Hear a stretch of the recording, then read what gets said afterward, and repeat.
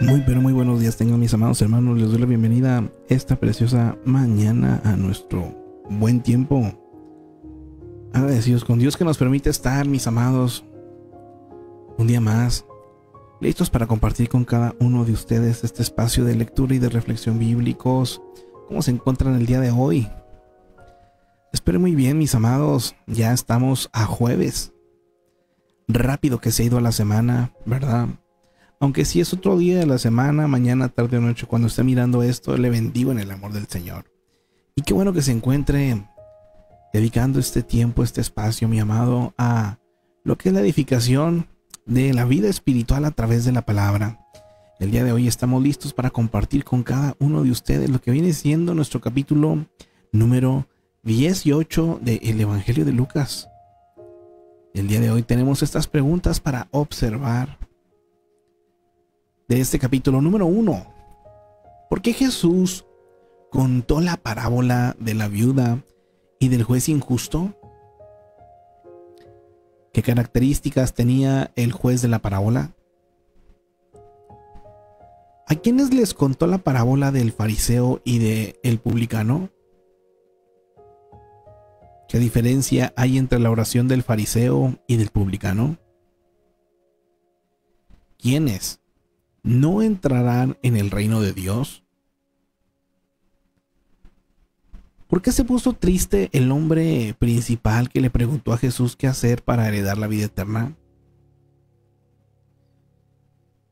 ¿Quiénes recibirán mucho en este tiempo y en la vida eterna en el siglo venidero? ¿Cómo reaccionó el ciego cuando le dijeron que Jesús pasaba por allí? ¿Qué hizo cuando querían callarle? ¿Qué hizo el ciego cuando fue sanado? Todas estas preguntas, mis amados, se van a responder en este capítulo. Pero nos invita también a reflexionar que Jesús narra la parábola del juez injusto para contrastar la realidad de la viuda con la realidad de nosotros. Ella era una viuda acercándose a un juez injusto. Nosotros somos la esposa de Cristo acercándonos a un Padre que nos ama.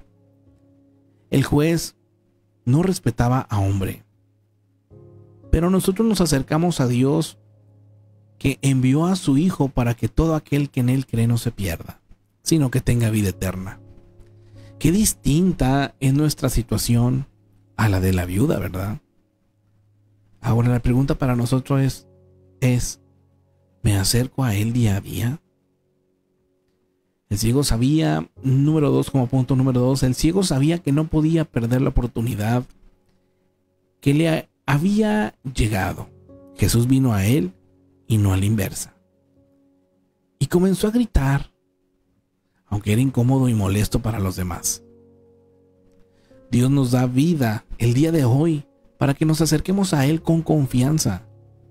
Su mano está extendida para amar y perdonar. La pregunta, mis amados, ¿voy a aprovechar esta oportunidad para ponerme a cuentas con Él, aunque los demás me critiquen y me callen? En base a esto, mis amados, vamos a pasar al capítulo. Y enseguida nos vamos a ampliar un poquito más sobre este capítulo. Todos bienvenidos. Capítulo 18. Parábola de la viuda y el juez injusto. También les refirió Jesús una parábola sobre la necesidad de orar siempre y no desmayar, diciendo: había en una ciudad un juez que ni temía a Dios ni respetaba a hombre. Había también en aquella ciudad una viuda, la cual venía a él diciendo: hazme justicia de mi adversario. Y él no quiso por algún tiempo, pero después de esto dijo dentro de sí: aunque ni temo a Dios ni tengo respeto a hombre, sin embargo, porque esta viuda me es molesta, le haré justicia, no sea que viniendo de continuo me agote la paciencia. Y dijo el Señor: oíd lo que dijo el juez injusto. ¿Y acaso Dios no hará justicia a sus escogidos, que claman a Él día y noche? ¿Se tardará en responderles? Os digo que pronto les hará justicia, pero cuando venga el Hijo del Hombre, ¿hallará fe en la tierra? Parábola del fariseo y el publicano. A unos que confiaban en sí mismos como justos y menospreciaban a los otros, dijo también esta parábola. 2 hombres subieron al templo a orar. Uno era fariseo y el otro publicano. El fariseo, puesto en pie, oraba consigo mismo de esta manera: Dios, te doy gracias porque no soy como los otros hombres, ladrones, injustos, adúlteros, ni aun como este publicano. Ayuno 2 veces a la semana, doy diezmos de todo lo que gano. Mas el publicano, estando lejos, no quería ni aun alzar los ojos al cielo, sino que se golpeaba el pecho diciendo: Dios, sé propicio a mí, pecador. Os digo que éste descendió a su casa justificado antes que el otro, porque cualquiera que se enaltece será humillado, y el que se humilla será enaltecido. Jesús bendice a los niños. Traían a él los niños para que los tocase, lo cual, viendo los discípulos, les reprendieron. Mas Jesús, llamándolos, dijo: Dejad a los niños venir a mí, y no se lo impidáis, porque de los tales es el reino de Dios. De cierto os digo que el que no recibe el reino de Dios como un niño, no entrará en él. El joven rico. Un hombre principal le preguntó, diciendo: Maestro bueno, ¿qué haré para heredar la vida eterna? Jesús le dijo: ¿Por qué me llamas bueno? Ninguno hay bueno, sino solo Dios. Los mandamientos sabes: no adulterarás, no matarás, no hurtarás, no dirás falso testimonio, honra a tu padre y a tu madre. Él dijo: todo esto lo he guardado desde mi juventud. Jesús, oyendo esto, le dijo: aún te falta una cosa. Vende todo lo que tienes y dalo a los pobres, y tendrás tesoro en el cielo, y ven, sígueme. Entonces él, oyendo esto, se puso muy triste, porque era muy rico. Al ver Jesús que se había entristecido mucho, dijo: cuán difícilmente entrarán en el reino de Dios los que tienen riquezas. Porque es más fácil pasar un camello por el ojo de una aguja que entrar un rico en el reino de Dios. Y los que oyeron esto dijeron: ¿quién pues podrá ser salvo? Él les dijo: lo que es imposible para los hombres es posible para Dios. Entonces Pedro dijo: he aquí, nosotros hemos dejado nuestras posesiones y te hemos seguido. Y él les dijo: de cierto os digo que no hay nadie que haya dejado casa o padres o hermanos o mujer o hijos por el reino de Dios, que no haya de recibir mucho más en este tiempo y en el siglo venidero la vida eterna. Nuevamente Jesús anuncia su muerte. Tomando Jesús a los 12, les dijo: he aquí, subimos a Jerusalén, y se cumplirán todas las cosas escritas por los profetas acerca del Hijo del Hombre. Pues será entregado a los gentiles, y será escarnecido, y afrentado, y escupido. Y después que le hayan azotado, le matarán, mas al tercer día resucitará. Pero ellos nada comprendieron de estas cosas, y esta palabra les era encubierta, y no entendían lo que se les decía. Un ciego de Jericó recibe la vista. Aconteció que acercándose Jesús a Jericó, un ciego estaba sentado junto al camino mendigando, y al oír a la multitud que pasaba, preguntó qué era aquello.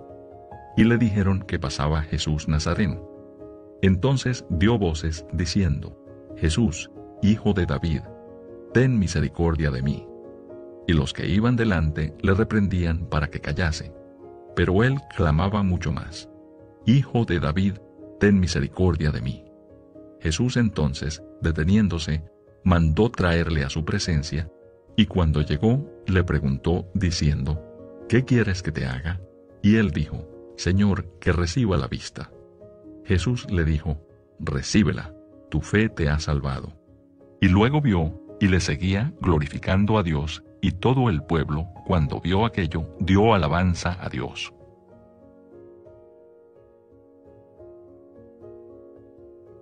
Precioso capítulo, ¿verdad? También yo creo que es de los capítulos que en su contenido lo podemos encontrar en diferentes enseñanzas. Pero vámonos en esta hora a lo que viene siendo el comentario de este capítulo número 18. De estos 43 versículos que contiene el capítulo podemos aprender lo siguiente. Número 1. Hablando de oración, insistir en nuestras oraciones hasta obtener respuesta no significa una repetición sin fin, ni estar en reuniones de oración prolongadas y tediosas. La oración perseverante implica ser constantes en nuestras peticiones delante de Dios, como si viviéramos por Él día en día, con la certeza de que Él responderá. Cuando vivimos por fe no debemos rendirnos. Dios puede demorar su respuesta, pero siempre tendrá buenas razones, y no debemos confundirlas con negligencia de su parte. Al persistir en la oración, crecemos en carácter, fe y esperanza. Así es que ya lo sabe, mi amado hermano. ¿Tiene alguna petición? ¿Tiene algún deseo? No se canse, por favor, de insistirle al Señor. Persista en esa oración. Y aquí me encanta esta parte que nos invita y que nos deja claro que el persistir en la oración nos permite crecer en carácter, fe y esperanza. Versículo 3. Las viudas y los huérfanos formaban la parte más vulnerable del pueblo de Dios. Y tanto los profetas del Antiguo Testamento como los apóstoles del Nuevo Testamento insistieron que debían atenderse como era debido.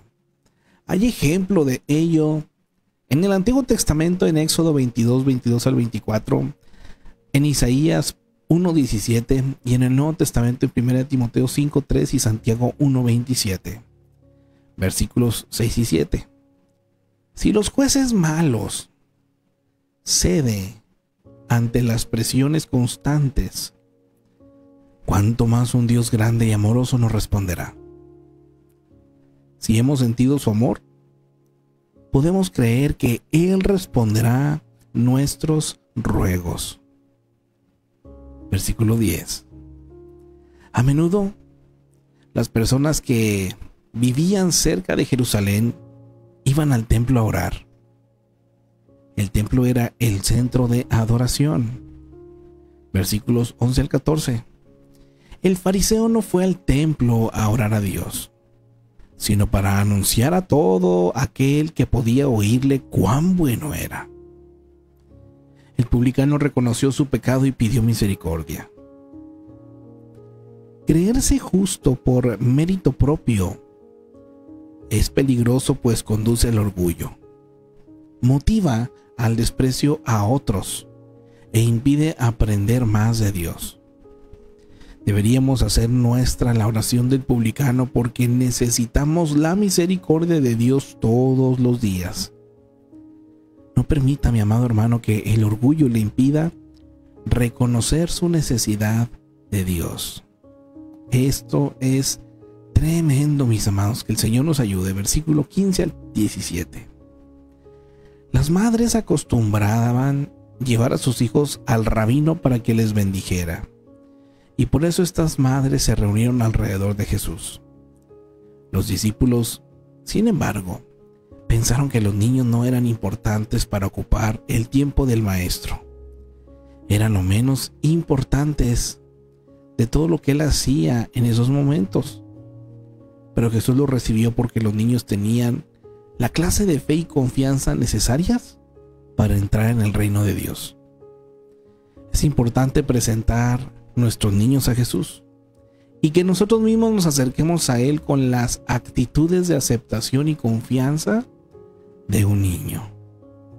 Amén. Versículo 18, mis amados.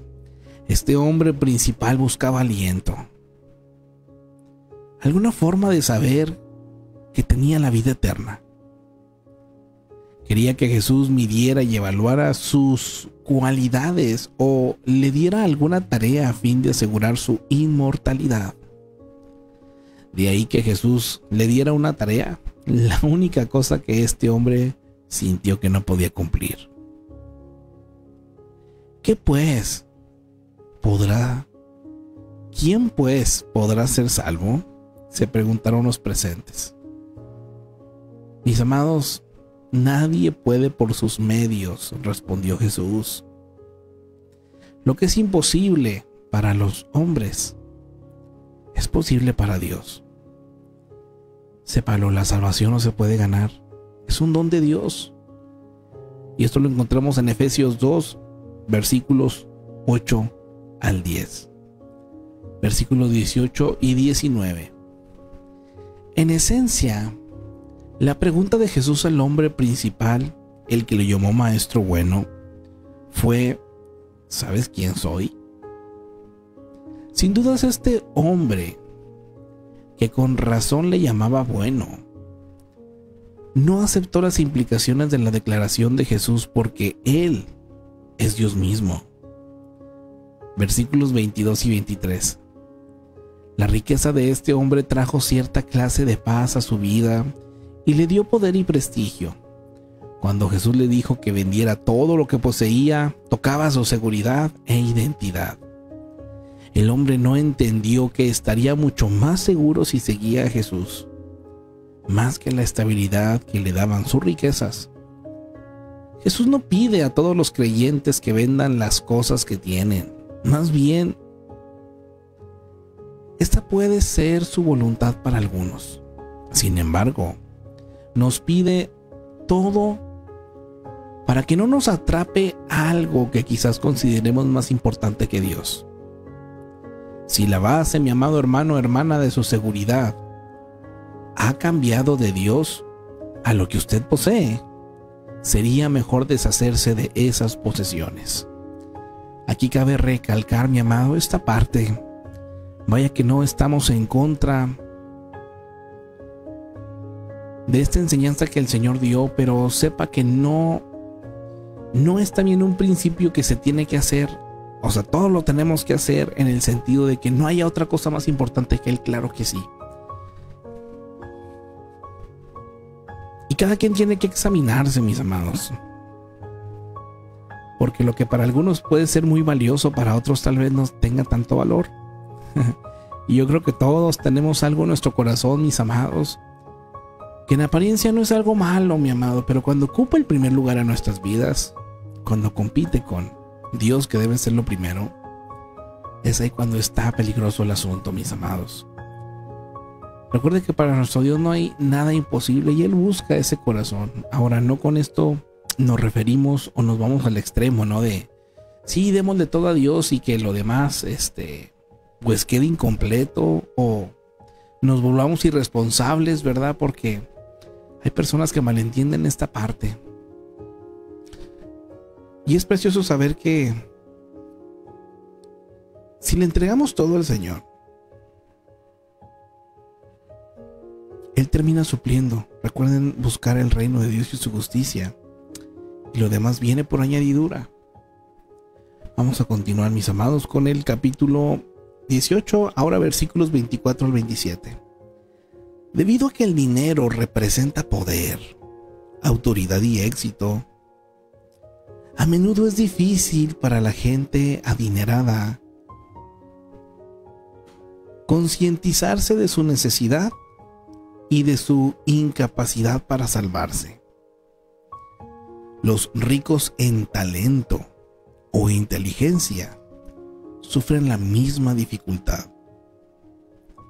A menos que Dios penetre en sus vidas, estas personas por sí solas no irán a Él. ¡Qué tremendo esto! Jesús sorprendió a algunos de sus oyentes al ofrecer salvación al pobre. Hoy en día quizás sorprenda a algunos ofrecérsela a los ricos. Es difícil para una persona autosuficiente aceptar su necesidad e ir a Jesús. Pero lo que es imposible para los hombres, mis amados, es posible para Dios. En los versículos 26 al 30, Pedro y los otros discípulos tuvieron que pagar un alto precio al dejar sus hogares y trabajos para seguir al Señor. No obstante, Jesús le recordó a Pedro que seguirle tiene sus beneficios y también sus sacrificios. Cualquier creyente que haya tenido que dejar algo para seguir a Cristo tendrá recompensa en esta vida y en la venidera.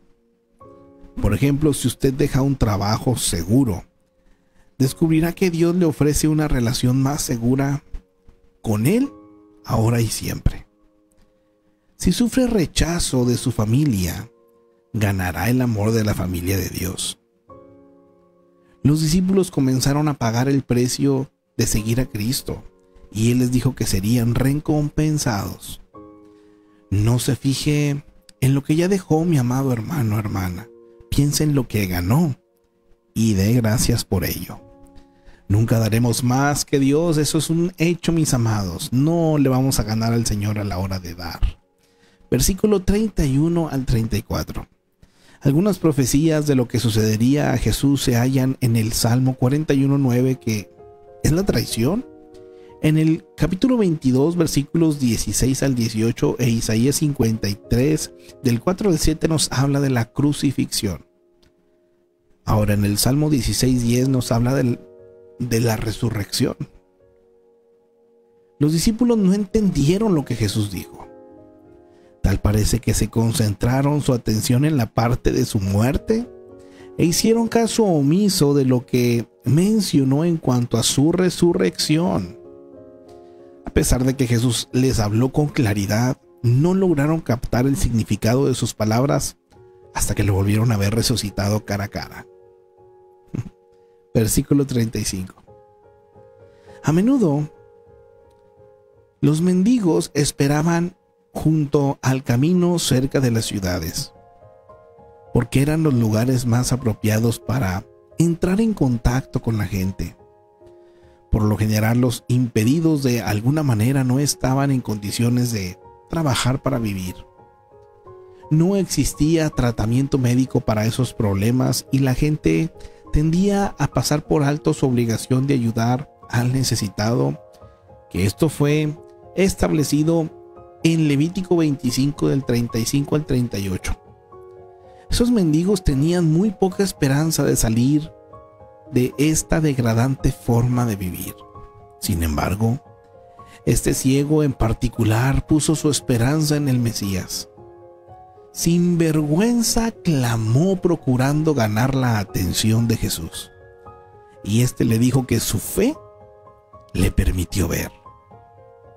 Amado hermano, hermana, no importa cuán desesperante sea su situación. Si clama a Jesús con fe, Él lo ayudará. Crea esto, por favor, mi amado, y clame. Confíe, por favor, en el Señor. Versículo 38. El ciego llama a Jesús Hijo de David. Un título para el Mesías que se menciona en Isaías 11 del 1 al 3. Esto significa que entendió que Jesús era el Mesías tan esperado, mientras que los líderes religiosos que vieron sus milagros permanecieron ciegos a su identidad y se negaron a reconocerlo como tal. Qué tremendo, mis amados. Vámonos a un apartado aquí dentro del comentario que nos habla acerca de las narraciones que aparecen solo en este evangelio. Te recuerdo que Lucas es considerado uno de los evangelios sinópticos que hablan acerca de la vida de Jesús, como Mateo, Marcos, y ahora estamos en este Lucas. Pero a diferencia de Mateo y Marcos, estas narraciones solamente aparecen en este evangelio. En el capítulo número 1 del 5 al 80, sucesos especiales preceden los nacimientos de Juan el Bautista y Jesús. Del 1 al 52 del capítulo 2, hechos de la niñez de Jesús. 19 y 20 del 3, Herodes encarcela a Juan. En los versículos del 16 al 30 del 4, Jesús rechazado en Nazaret.